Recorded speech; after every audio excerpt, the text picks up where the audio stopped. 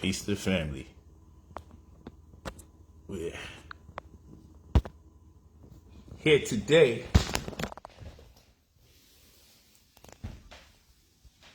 to talk to you. You just hold it right like that. Yeah, so your fingers don't go over there.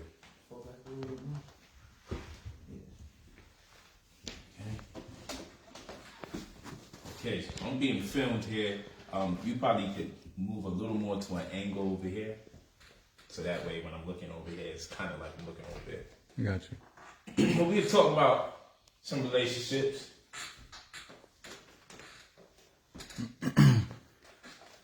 I taught them how to buy $1 with a few pennies.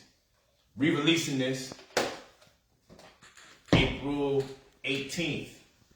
I have the day trading course. The #1 course. I kept it in the silo. We're turning up on the BP Contract Killers course, but I have a new course for day trading. Make your money every day. Stop making money week to week, make your money every day. That's the talk that we on. Stop waiting for your money from 1 week to the next, every 2 weeks, month to month. Make your money every single day. This is going to be the ultimate course, and this is the book to it. So I revised it in anticipation for the new course. I taught them how to buy $1 with a few pennies. Make sure you get that I Want My Money Every Day course. That's for day trading. And this is the publication right here that's being re-released. For those of you that have it, you're going to get the revision. Anyone that bought this book, I'm giving you the revision on the strength. You don't got to buy it again. Those of you that already bought it, it's coming in the mail. We're sending them joints out. The 18th, this is coming back out, re-released. brotherpolight.com, of course.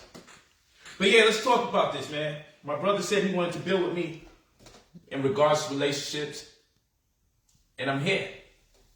So what you wanted to talk about, man? Well, I just got a few questions.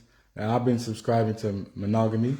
Okay. And I got a few questions as far as what you subscribe to and polygyny, if it's right. Does your wife know you're asking these questions? No, she doesn't. No, she doesn't. Oh boy. But okay, let me know how that works out.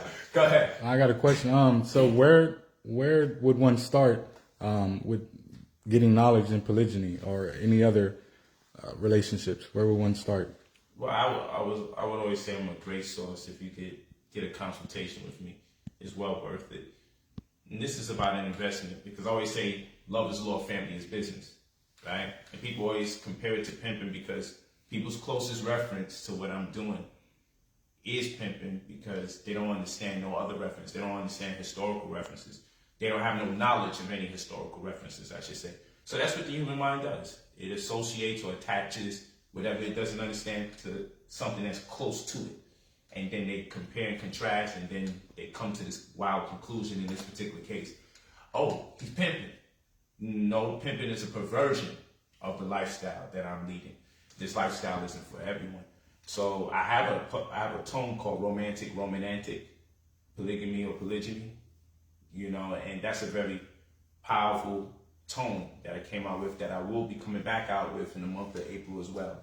It's a very powerful tone, and that's a great source. So you go to brotherpolight.com and you'll be able to access that as well. And like I said, get a consultation, and I'll really walk you through it, because there's a lot of nuances to maintain a relationship with multiple women. There's a lot, and you don't want to go in there blindfolded. You don't want to go in there winging it. It's good to have somebody coach you. It's good to have someone that's well seasoned. Oftentimes, a lot of women get their advice from people that are already unhappy with their relationships. People that most likely don't even have relationships.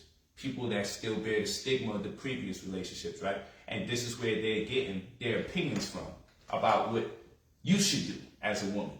So a lot of times women get their advice from people that are horrible sources of information, right?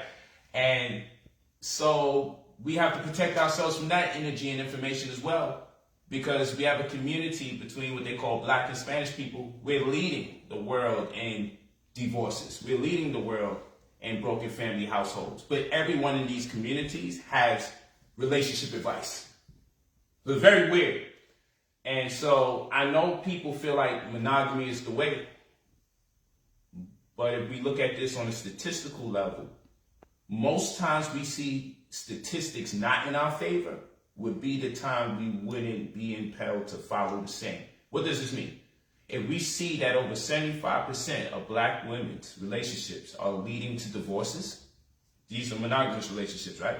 Normally, if we see a statistic like that, like if I say this, 75% of people that live in Brownsville will most likely, what the hell? Okay, 75% of people that live in Brownsville will most likely never have a high school education. Let's say I say that, right? Then we would not want to say, let's start moving into Brownsville. Let's make a mass exodus and start moving into Brownsville. Because, hey, after all, the likelihood of you even going past an education in high school is 75% to your disadvantage. So if I tell somebody you got a 75% rate of being robbed if you go into this neighborhood, let's do this. There's a 75% chance of you being robbed if you go into this neighborhood. What is the likelihood of people saying we should move in that neighborhood? Most likely people will say, let's go to any other neighborhood but that one, because there's a 75% chance that if I go into this neighborhood, I'm going to get robbed. Now, let's go back. Black women, when it comes to monogamous relationships, black Spanish, if there's a difference, right? When it comes to monogamous relationships, over 75% lead into divorce when they get married. So when I say I'm polygynous and people say, that can't work, I say 75% of your monogamous marriages are not working. So why are you still being raised to go in a direction where 75% of the chance you're going to fail? Normally, when you see a statistic working to your disadvantage, you don't go in the same direction.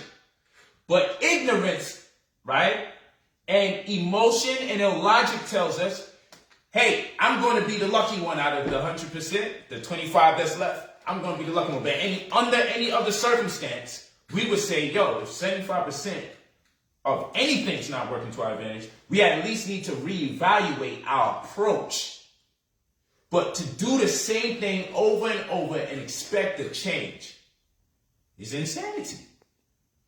So that's where we at. You got another question? How long have you been practicing polygyny? How long have you come into this knowledge and started applying it in your life? Been practicing polygyny a little past the time my daughter, my Hotep Atumre, was born. In fact, I got so much sauce. My first wife, we call my second wife my first wife because she's my first wife into polygyny, right? I got so much sauce. She came in while my first wife was conceiving. So picture doing some shit like that. Picture bringing in a new woman while your first woman is conceiving your child. Huh? That would just be volatility straight up and down. You think the stock market is volatile? That would be volatile, right? However, my first wife was in conformity with it, and the way that this works is your wives pick the next woman that comes. You know what I'm saying? So that's how that worked out. So I've been doing this. My daughter's 14 years old. So I've been doing this for probably about 14 years and 3 months, being polygynous like this. Have you met other polygynous couples or polygynous men like yourself along this journey? Yeah, I've met, not a lot, but I've met some polygynous couples, and I've met people who contended that they were polygynous, but it was too messy to. Don't put that in my category. Then we're going to be in the 75% category. You know what I'm saying? I don't want to suck those statistics based on your shit. You know what I'm saying? So nah. I didn't meet a lot of people, but I have met some people. And it's a vibe, and it's important to be able to network with people that are practicing the same lifestyle. But again, a lot of things that I do is uncanny. My approach towards black liberation is uncanny. My approach towards doing math is different. My approach towards investing is different. So my approach towards polygyny will contrast immensely to other people's approaches. A lot of people employed a great deal or integrated a great deal of religion when it comes to their model of polygyny. You know, mine's is more engendered around the principle of wealth stewardship, generational wealth, and making sure that the transgenerational curses that were imposed upon us, our children would never have to see in their lifetime. So it entailed a great deal of sacrifice, behalf of myself and the women that's involved, in order for our children to see the light of day. You said sacrifice. What type of sacrifices? You know, sacrifice like the dreams that they give you, the American dream that doesn't work for black people. You know, we're poor, right? We meet each other in poverty, but we want to drive nice cars and have nice homes and everything. This shit is just a dream. Most of us will never get that, right? Because the dream don't come with the working tools and how to manifest the dream. The shit just comes with the dream, right? No batteries included, right? So we had to find out the batteries.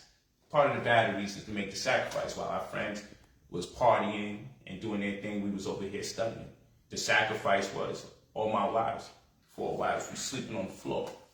You dig what I'm saying? And only the children have furniture. Our furniture was the laptop that we bought, the shirt, the heat transfer paper, the shirt machines that we bought, the button machines that we bought, until we figured out what we got to do, the software we was buying, the Photoshop suites, the tutorials. Like, the sacrifice we made was to keep studying and being diligent in our pursuit to acquire more, to amass wealth. And the conviction that in due time, the vision that I had, if we all work together, it will work out. Despite the criticisms from people's mothers, despite the criticisms from people's friends and family. You know, I'm a dude in Brooklyn with the women sleeping on the floor. And the mothers is coming like, yo, why you sleeping on the floor? And what kind of cult shit is this? And they like, you know, Brother Polight says, I'm like, yo, please don't start your sentences off with Brother Polight when you talk to your mother. That shit do sound cultish. You know, Brother Polight says he has his vision, right? And we don't need furniture in the projects, because why would we dress up a low-income community apartment when we could save that money? And when we do buy furniture, it could be in an apartment or a home more befitting to our tastes and our criteria. Because Brother Polight said we're royalty, and we'll have our day in due time. If we make the sacrifice now, we'll make it happen later. And we'll have our abundance, but we'll never see it if every time we get some money, we overcompensate by getting a big-ass TV in a roach-infested environment. So no, we didn't have TVs, we didn't have furniture, we made sacrifices. And we pooled our funds together with the belief that provided we execute properly and we stick to our timetable, that one day it would amount to something and we'll all have our own. So today, all my wives have their own. All have their own cars, have their own homes. You know, they have their own income, separate and different from me. They're not economic slaves to me. They don't have to rely on me for no money. And it's a blessing. They stood in there and they 10 toes down. And you know what? A lot of what their parents were saying was true. Because I certainly wouldn't want my daughter to be with someone like me at that level, sleeping on the floor. I wouldn't want my daughter to sleep on the floor with her man. But you see, I'm in a different situation. You know, because I can provide. Stop it. Full tech. Daniel Tech. Yeah, got it. You got it? So, I certainly wouldn't want my daughter to sleep on the floor with her man, to come up with other women and everything like that. But it wouldn't even be the other women. It'd just be you sleeping on the floor. Then they can't provide, right? But you got to remember this. The parents couldn't provide themselves either. So it's a different scenario. If I'm a parent and I'm not providing for my child, and my child got to get on the grind, it's none of my damn business, because I create a situation where my child is grinding like that because I ain't grinding hard enough. That's how my world looks. But the situation I'm in right now, we bust our ass. So another generation won't have to bust their ass the way we did. So I don't expect my daughter, because people say, you want your daughter to go through what you went through? Nah, that's the whole science. You don't want your child to go through the strife that you went through. As far as polygyny, some people say, yo, how would you feel if your daughter was in a polygamous relationship? I have no problem with that.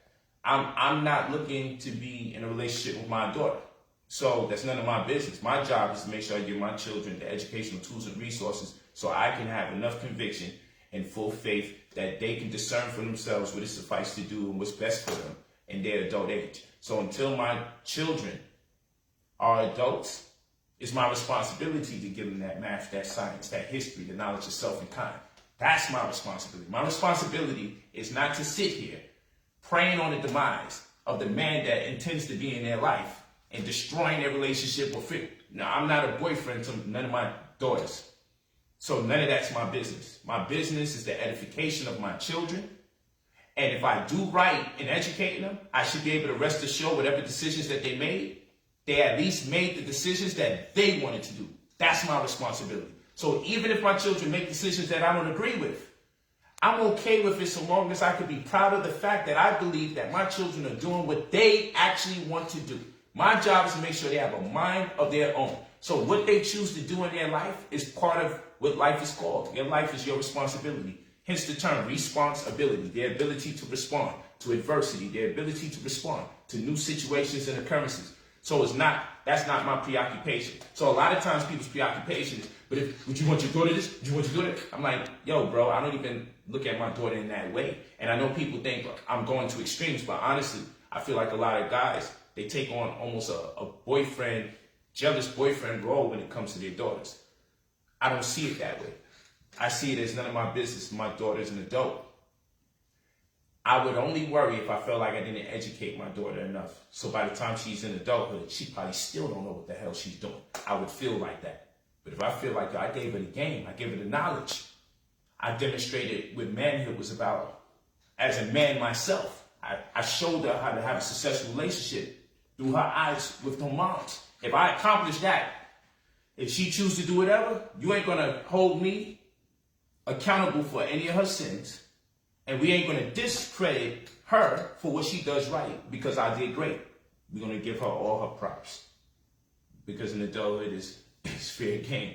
You know what I'm saying? So the sacrifices is the things we chose to do in our younger age that people our age wasn't willing to do. You know, the sacrifice was I could have been running around single bachelor just, poking this woman, poking that woman. I made the sacrifice to be disciplined at a young age. My women, they took the sacrifice and said, you know what? You a man with a plan, and we don't see too much men with a plan. We can play ourselves and fuck him no matter how smart he is and what kind of vision he has and everything.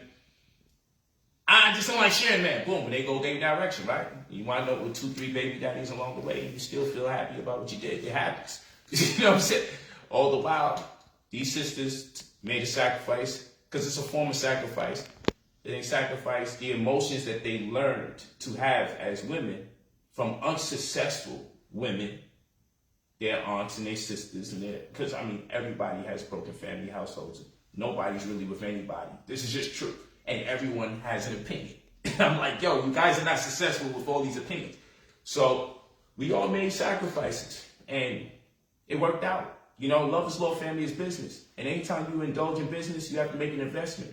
And every investment entails some form of risk. So they could have took a risk. They took the risk of, what if I was a bullshit artist? And they got to be wise enough to get up out of it. But you got to understand what's at stake.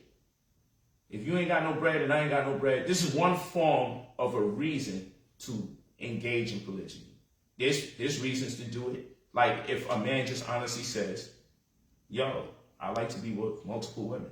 That's his sexual preference. We got to respect homosexuals. You got to respect a man's sexual preference when he says, I want to be with multiple women. Because women will turn around and do this. So can your women have a man? I'm like, that's not even what we talking about. We talking about me having multiple women. Yo, I don't have the right to tell a woman she can't have multiple men. Go and do your goddamn thing. If Cardi B likes you, she hope you a twin, and she'll have a menage with you, right? Everybody's okay with that. Don't nobody say, well, can a man fuck some twins too? No one says that. You know what I'm saying? So why do people always ask me, can they? I don't run people like this. I don't control the women. And this relationship is called polygyny. So this is when the women don't want to deal with other men and they don't mind sharing the man. It's called polygyny. If someone's in a monogamous relationship, right? You come in with your girl. and you say, this is my wife, my only wife, my boo, we're in monogamy. And then I go to her and I say, so he can't have another woman? That shouldn't be disrespectful, wouldn't it? If I go to him in front of his wife and I say, yo, I'm saying though, she's not allowed to have another man. People will be like, yo, what the fuck is that, right? But in my world, they disrespect me. Yo, the women can't have another man? Yo, it's called polygyny, which means the women are okay with sharing a man. They're not okay with having multiple men themselves.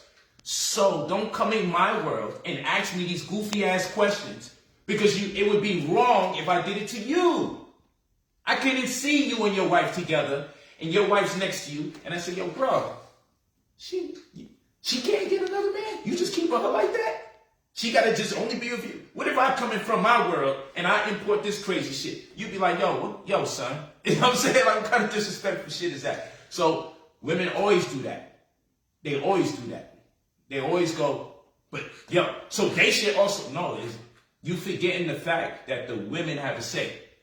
So this concept that, oh, I'm controlling these women and making them not want to have another man. Did anyone give the women enough credit to say maybe these women don't want another man and maybe they don't mind sharing this guy because they feel like this guy is worth it? That's the furthest thing in people's, no, the women are hypnotized. Blink twice if you're in trouble. It's all this bullshit that goes on. But no one would like to give the women credit and say maybe women are doing things that they want to do too. Because it's not good for you doesn't mean it's not good for another woman. It's okay if this is not for you. I'm not petitioning to people for this to be good for them. It's okay. It happens. It may not be a cup of tea. I wish you the best, and I hope your family isn't broken, and I mean that sincerely.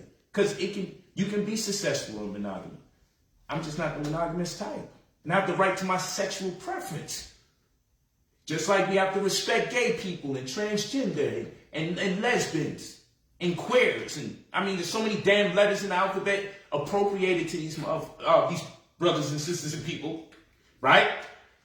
I'm just saying we got to respect everybody down the damn alphabet until the letter P comes. When it becomes polygyny, then it's like, oh, no, everybody could disrespect my shit. And there's no hate crime and no multiple women phobia, whatever, like there's homophobia, like what they call there's polyphobia, like you motherfuckers out there got polyphobia, maybe I need to be added into the LGBTQP. Maybe we need rights for polygynous people, right? And stop disrespecting us, because this is a sexual preference. And you got fucking pedophiles petitioning to have the right to be with children proudly. And they're getting more respect than a motherfucker here who's just like, yo, listen, I just personally want to be with multiple women, and that should be respected. Because everybody else down the letters, down the alphabet is being respected. So when we get to letter P, let's make some concessions for people that's being honest, because what I could have done is been just lying to the women, and then they can find out what I really feel when they catch me cheating. Could have did it that way. This is the way we traditionally do it as men. I want other women. No, you can't have other women. Okay, let's pretend it's not a feeling that or a sensation that this man has, and then boom, you find out the hard way. It can go that way. You know what I'm saying? I'm just saying it's good to be honest, because if you're honest, you can be a complete idiot. There's people who love idiots on planet Earth. That's the one thing about this planet. There's somebody for everybody. There's several people for everybody. There's a bunch of people waiting to fuck with you, even if you are slow, you're dumb, if you're fat. Like, there's people who just love fat people. Like, there's people for you. Don't quit on yourself. There's several bodies that love you and would deal with you, right? But then you got those people that are so unique and valuable that it's like, damn, I definitely want to be with that person right there. And so sometimes there's a person that several women wouldn't mind saying, yo, he's providing for everyone. He's showing love. He's giving embrace, and he's doing the right thing. And because the caliber and quality of men that's out here today, they don't bear that particular personality type coupled with whatever that woman's attracted to, in addition to any of a number of factors. why should she be clowned, ridiculed, mocked, or disrespected? Because she conceives that this is the guy I'm going to deal with, despite the fact he may be with somebody else. It happens.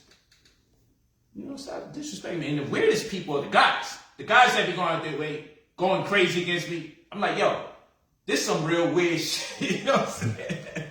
I'm living the African dream. Fuck the American dream. I'm living the African dream, goddammit. Because I'm in America, getting it in.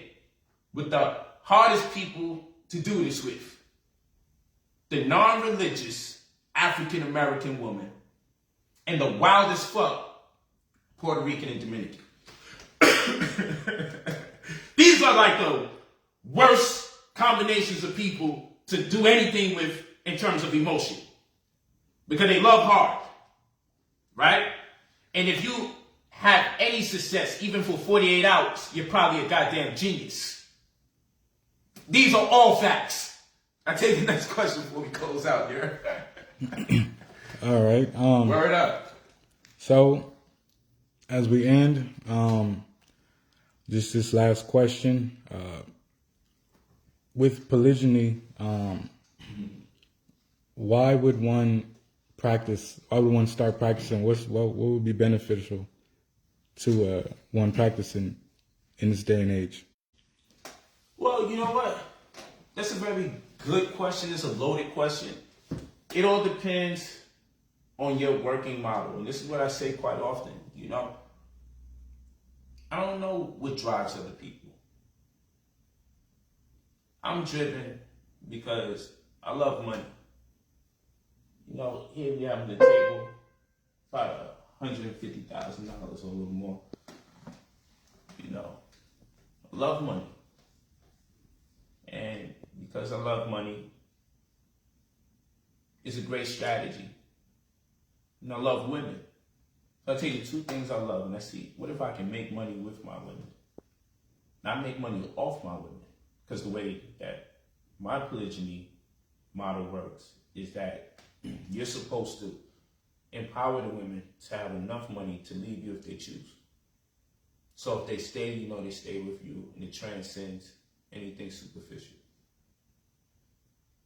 And so the whole impetus for working as a collective is to see to it that she can leave you and be free without you. That's the paradox. And I take the two things I love the most in this world, and that's money and it's women. And I empower the women with one of the things I love most, so she can leave me. And if she doesn't, then I know she definitely wants to stay. And that's so I don't now. That's not going to be everyone's reason to be polygynous. You know what I'm saying? Yeah. So when you say, yo, how could it benefit people? It benefits me in this way. You know, because I love the energy of women. I love being around women. I love pleasing women. I love doing everything I can to add so much value to a woman's life, to know that when I see her do her thing, I can say, yo, I contributed to that. Whether she's with me or without me. I could say when I came into her world, she has way more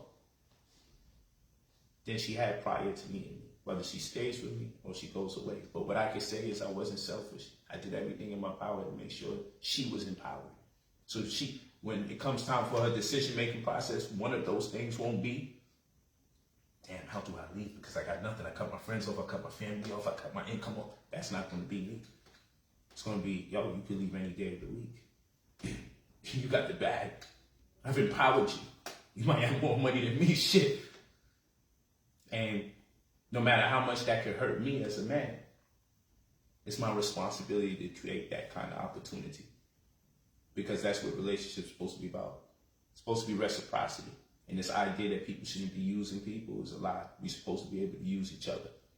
I'm with every woman so I can use her for what I can get out of her, and she should be able to use me for what she can get out of me.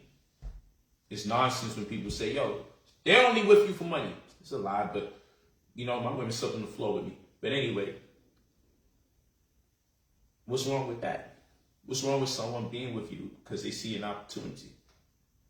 How How about we start picking people who definitely can't give us opportunity? How smart does that sound? You know what I'm saying? So they were like, you're using the knowledge to get women, and they're only with you for money. And I go, oh, okay. So let me get this straight. Women shouldn't go after people who have knowledge and money. So in other words, they should find the dumbest nigga they can find that has no money. I mean, what kind of children we going to produce under these circumstances? So I know who's complaining. Those are the broke dumb niggas. Those are the ones that's making those claims. Because it's a very convenient argument. Because if the women don't want to be around people who have knowledge and money, then there's going to be a plethora of women that's going to be making themselves available to the useless Negro.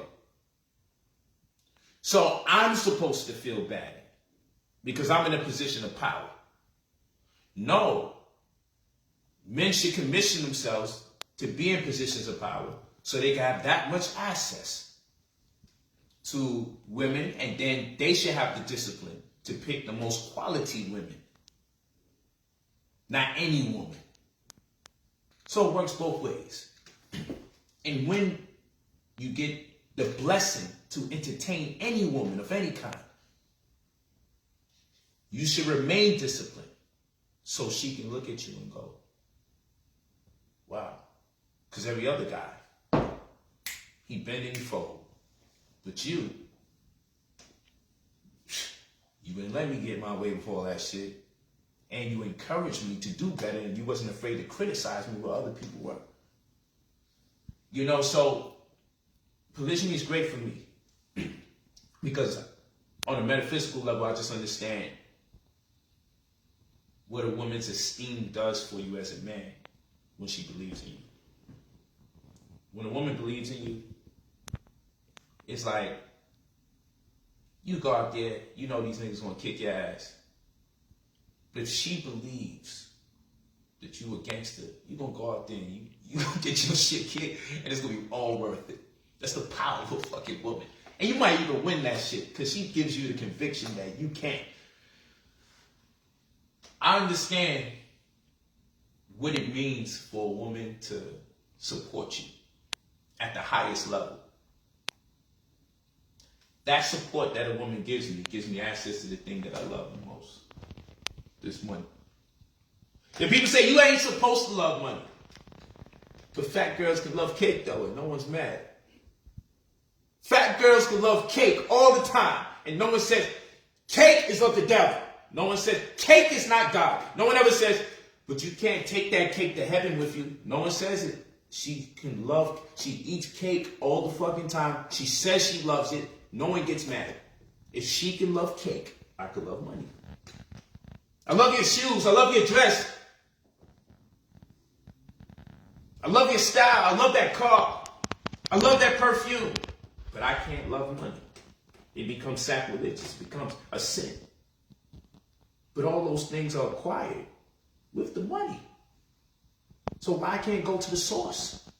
You give me a Jesus, I'm going straight to the source. So we can use polygyny at the lowest level of economics to pool our funds. Because if there's love involved and everyone's centering their love and their attention, their energy, a lot can be accomplished. It could be a transpersonal, transcendental experience. But it's not the only way to come out of poverty. It's just one way. It's a dope approach. It's not the only way. You don't need polygyny exclusively to come out of poverty. It's just a very good shortcut to get out of poverty if everyone is poor. It's one way. Another thing is to deal with the disproportionate ratio between men and women. And then looking at prison incarceration. And then looking at the homicidal rate. The fratricide that we go through. The homosexuality. The lesbianism. And then, the shit gets so disproportionate. Starts making even more sense for several women to be with one man. And then let's just say some people are just too ignorant to be making children with in the first place. We can add that to the list. So that's another reason you may want to deal with polygyny. But ultimately, I never really want to sell people on the idea, because without the right discipline, we already have enough bastardized individuals in the community. We already have enough fatherless children in the community as it is. I wouldn't want to encourage the behavior, because this is for serious people who have serious ambitions and serious goals to turn this thing around. We're looking to create a whole village of people, homeschooled, properly educated, inheriting wealth and knowing how to perpetuate the wealth that they inherit. So in years to come, our people will be on the official rise. So there's a cultural paradigm that we're making subscriptions to when we deal with polygyny as well. But that's just me in my mind. That may not be people's incentive. I got a black nationalistic perspective of why polygyny can work, because it's a generational plan that I'm interested in. There's generational wealth that I'm interested in. There's the fact that I'm a king and ain't no one gonna tell me different. I'm royalty and I deserve the right to have multiple women. No one can tell me any different. I'm not gonna accept it. It's in my genes, it's in my blood. That's just how I feel. I got the right. I'm due that. I give and I contribute. I amass wealth and I share my abundance. So what I get in return from this universe is lots of money and women. And ain't no one gonna tell me any different. That's who I am. You heard? Like, that's just who I am. I'm a fucking king. I'm a king, and the black woman is my God. And I'll do whatever I gotta do for that black woman, because I appreciate her energy, I appreciate her esteem, I appreciate her support, because there's nothing like a black woman's support. Nothing like it. So I just multiply the support so I can be great. And in turn, they make me great, I make sure they're great. Reciprocity. It's mutually beneficial. Black woman is my God. So that's just a vibe. So like I said, I have multiple reasons why polygyny is great for me. I just don't understand what people be thinking about and what their goals are. But hopefully, this undertaking, this video, may open up some corridors in people's consciousness, and maybe they find some appreciation and some understanding. Because I'm not here for someone to mock and ridicule me. Oh, so because you're a black nationalist, you got to be polygynous. This ain't something that I'm looking to defend. This is something that I am. You see what I'm saying? So I tell someone I'm vegan, they say, yo, it must take a lot of discipline. I get offended. You know why I get offended by that? Because it may take discipline to do something when you first start. If you've been doing something for 10 years or 20 years, right? Does it take discipline after 10, 20 years? Now you're calling me stupid. I should be beyond discipline at this point. Yo, you get all those women, how do you not just make babies with this one and that one and have a bunch of child support? Must take discipline. I've been dealing with multiple women for quite some time. So at this point, I'm beyond discipline. It's just who I am at this point. There's no struggle or fight for me to resist my lower nature. I've already subdued my passions a long time ago. Because I've been doing this for so long, it's no longer a matter of discipline. It's second nature. It's only a matter of discipline when you have more with yourself. I'm beyond the discipline stage in my life. I'm 37 years old. I've had at least 4 women for at least 12 and a half years. I've been with at least 2 at the same time for 14 years. And I've been with my first wife for 23 years. I'm consistent. And one thing a woman is never going to say, if she was with me and she took an absence of leave, she's going to speak ill on my name. She's going to say that man added value. Shit, you know, I was supposed to marry Foxy Brown. And as people say all sorts of, yo, she's wild, she off the hook, she this, that, and the third. That woman ain't going to speak ill on my name. And I'm going to tell you, she's an amazing woman. Powerful woman. We went our ways, we still love each other. Speaking with her just yesterday, actually. And we don't learn how to get together, and we damn sure don't know how to break apart. That's part of what we got to learn in the community. We got to learn under what pretense do we get together, and we got to learn how to, in a healthy fashion, separate. See, that's wisdom. If we learn how to separate, we could stop all the toxicity in the black community, and we could stop this gender-specific war that's taking place where the men look at the women in disdain, and the women don't trust the men, but then everyone's still having sex with each other. That's some wicked shit going on in our community. It's because we don't learn how to separate. We got to learn how to separate in a healthy fashion. Learn how to separate, yeah. We got to understand the protocols, the do's and the don'ts to separation. Not airing each other out and talking crazy. But that has to be instilled in the beginning of the relationship. So first thing you do when you start a relationship is start teaching each other how to separate. I know it sounds crazy. You have to learn decorum. What do we do when confronted with adversity? How do we teach each other to respond properly? So in the worst circumstances, we never misrepresent ourselves or each other before the world. These are things that have to be learned at the inception of a relationship. But man, polygyny teach you a lot of discipline, man. Talk to me nice, but polite. Peace.